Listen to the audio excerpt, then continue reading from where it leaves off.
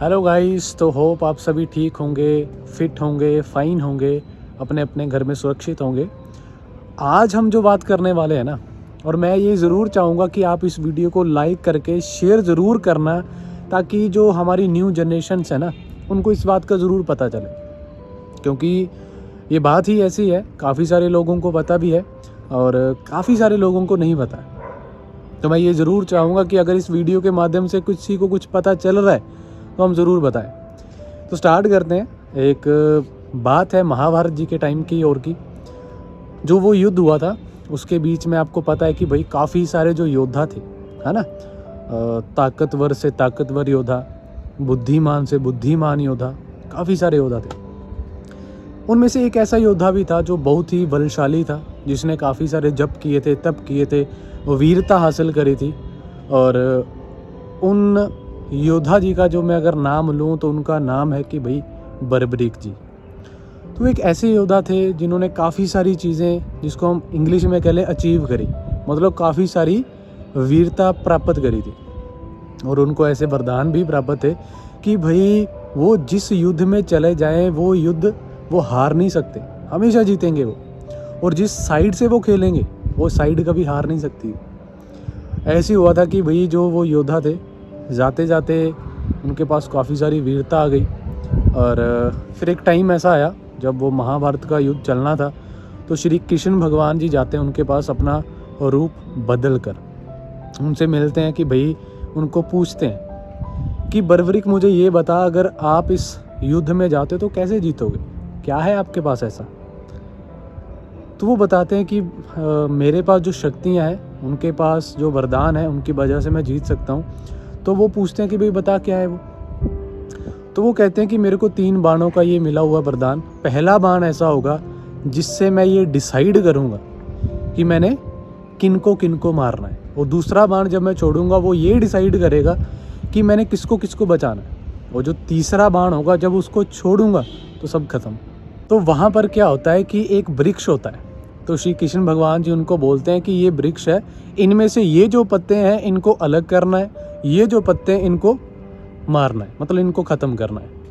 तो भाई जो बर्बरीक हैं वो अपने बाण छोड़ते हैं। पहला बाण वो चीज़ तय करता है, सेकंड वो तय करता है, और थर्ड जब बारी आती है तो श्री कृष्ण भगवान जी अपने पाँव के नीचे ना एक पत्ता रख लेते हैं कि बर्बरीक को फेल करना है।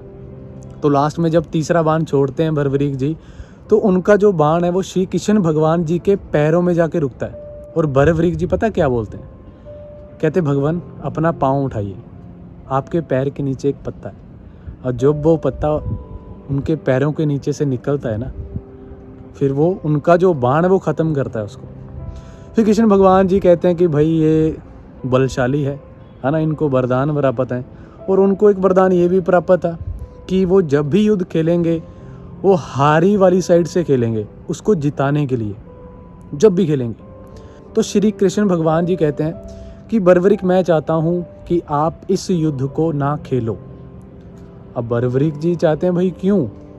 तो श्री कृष्ण भगवान जी अपने रूप में आते हैं और उसको बोलते हैं कि बात यह है कि आपने ये युद्ध नहीं खेलना है, आप इस युद्ध में नहीं जाओगे। तो बर्बरीक पता क्या बोलता है, कहता भगवान मैं एक वीर हूँ, मैं कायर नहीं हूँ, मैं युद्ध से पीछे नहीं हट सकता। तो होता ये है कि वो फिर से बोलते हैं श्री कृष्ण भगवान जी कि नहीं, मैं चाहता हूँ कि आप इस युद्ध में ना खेलो। तो बर्बरीक कहते हैं ऐसा क्या हो सकता है कि अगर मैं खेल जाऊँगा तो श्री कृष्ण भगवान जी बताते हैं कि भाई अगर आप इस युद्ध में आते हो ना, तो ये चीज़ें हो जाएंगी और आप हारी वाली साइड से खेलोगे। और अगर कौरव हार रहे होंगे तो आप वहाँ चले जाओगे, अगर पांडव हार रहे होंगे तो आप वहाँ चले जाओगे। फिर होता क्या है कि श्री कृष्ण भगवान जी अपना हाथ बर्बरीक जी के सर पे रखते हैं और उनको आने वाला कल बताते हैं कि क्या क्या होगा। फिर उनको थोड़ा सा ज्ञात होता है कि भाई ऐसे तो युद्ध खत्म ही नहीं होगा। तो वो अपने श्री कृष्ण भगवान जी के पास जाके बैठ के बोलते हैं कि भगवान आप बताओ मैं क्या करूं, मैं कहाँ जाऊं, मैं क्या कर सकता हूं आपके लिए, बताइए। तो श्री कृष्ण भगवान जी एक ही बात कहते हैं कि मैं चाहता हूं कि आप इस युद्ध में ना खेलो, और ना खेले बिना आप रह नहीं सकते। तो इसलिए मैं चाहता हूं आप अपना शीश मुझे दान दे दो, मैं आपका सर काटूंगा, आप मुझे वो दान दे दो। तो आपको भी सुन के लग रहा होगा कि कैसे। तो हुआ यूँ कि बर्बरीक जी ने एक बात रखी कि मुझे एक चीज़ चाहिए। कहते हैं मैं अपना शीश दान दे दूंगा, मैं अपना सर कटवा दूंगा, पर मुझे इस युद्ध को देखना है। मुझे देखना है कि कौन जीतता है, कैसे जीतता है और क्या होता है। और होता क्या है फिर? श्री कृष्ण भगवान जी कहते हैं बिल्कुल, मैं बिल्कुल आपको ये वरदान दूंगा। तो श्री कृष्ण भगवान जी क्या करते हैं, उनका जो सिर है वो काट देते हैं, और सिर काटने के बाद उनका जो सिर है वो एक ऊंची पहाड़ी पे रखा जाता है, और उस पहाड़ी से वो सारा युद्ध देखते हैं, जो भी हुआ था, कौन जीता, कौन हारा, क्या क्या हुआ था, सारी चीज़ें। और श्री कृष्ण भगवान जी ना उनको वरदान भी देते हैं काफ़ी सारे। एक वरदान उनमें से ये है कि भाई आप हारे के सहारे हो, आपको हमेशा हारे का सहारा माना जाएगा, क्योंकि आप हमेशा हारी वाली साइड से खेलते हो।